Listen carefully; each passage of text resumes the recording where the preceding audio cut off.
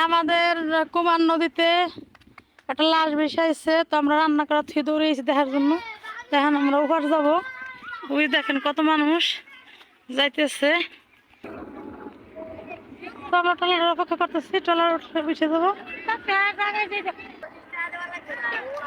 কার মার তাল্লাই জানে রে, কোনটা ভাইসেছে।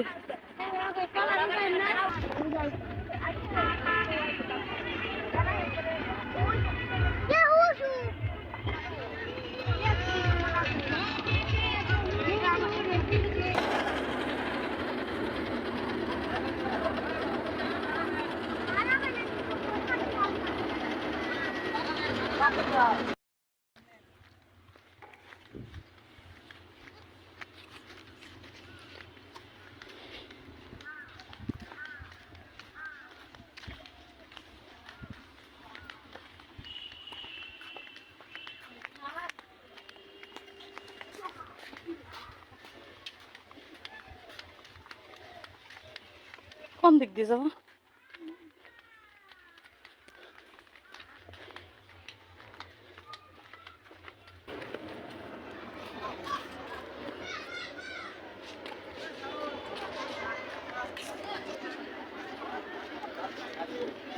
আমরা কথা দিব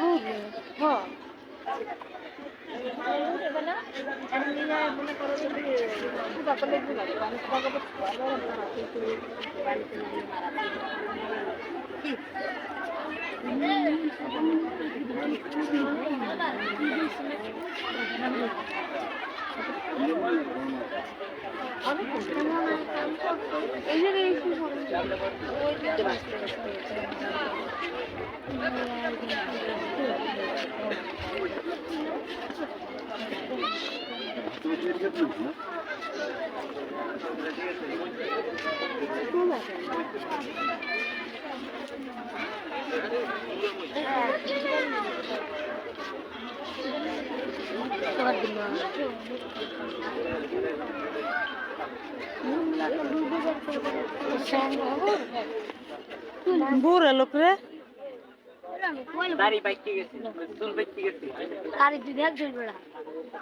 একটু সামনে তো সরু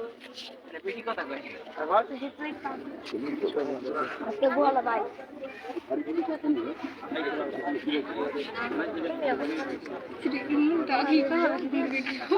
ভাঙ্গা ভাঙ্গা দেখা যায়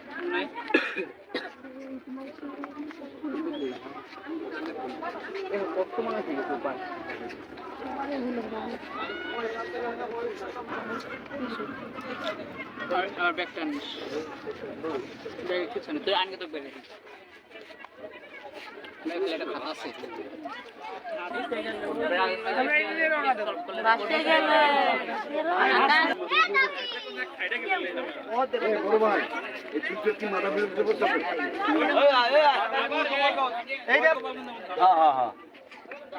এই যাই কইতে পারি না ভাই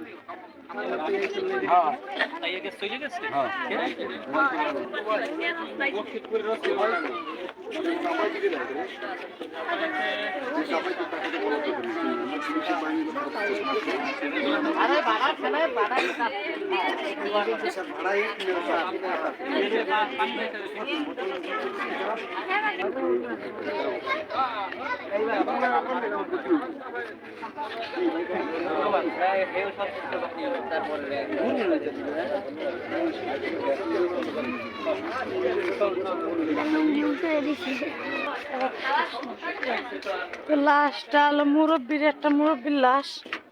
তো দেখে অনেক খারাপ লাগলো, আর আইসি আমরা ওপার থেকে, এখন চলে যেতেছি লাশটা দেখে। মানে কোথা থেকে আসছে, কিভাবে আসছে কেউ জানে না, কিন্তু নদী দিয়ে ভাইসে যেতেছিল এক সাইডে, তারপরে কাটছে। তো আমরা এখন বাড়ি যাইছিলে।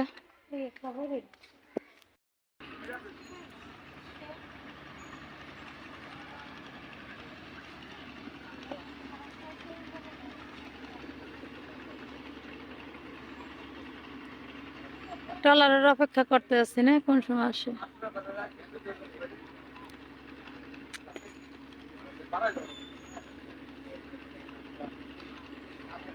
কারটা কোন দেশের তো বাইশ গেছে, কোন হিসেব আছে? আল্লাহ মাফ দিবেন।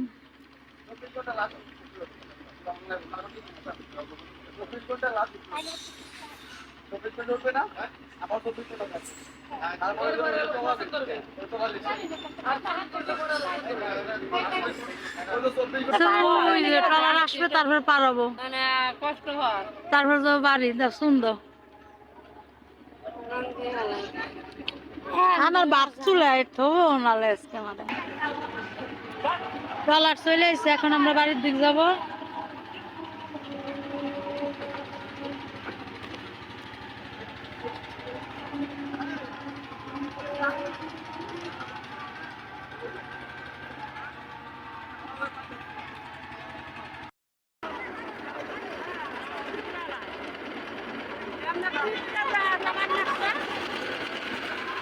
নৌকার মাঝখানে আমরা ট্রলারে বাড়ির দিক যাইতেছি, মানে ওটা পার হইতেছি।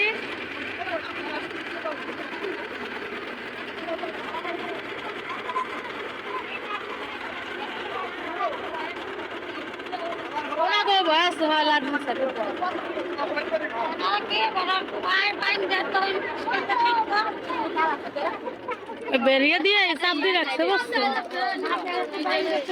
তো আমরা এপারে চলে এসেছি, আর ওই যে সে লাশের জায়গা, মানে ওই ওই দেখেন একটা ট্রলার ডুবে গেছে আমাদের এপারে, সে ট্রলারটা ডুবরে উঠেছে। এদিকে রুষার আমি নিয়ে নিয়েছি লাশ দেখার জন্য, এই জন্য রুষা কাঁদতে আছে, কারণ নৌকাটা এত বড় ভরছে যে এত লোক উঠেছে যে রুষার নিজ নামে উঠি, মানে আমি তো সাঁতার জানি, আমি নামে সাঁতারে পার উঠতে পারবো, কিন্তু রুষা সাঁতার পারবে না। এর জন্য রুষার আমি এপারে দাঁড়া করে রাখছিলাম, তো রুষা কাঁদতে আছে যার নেই নেই তার জন্য।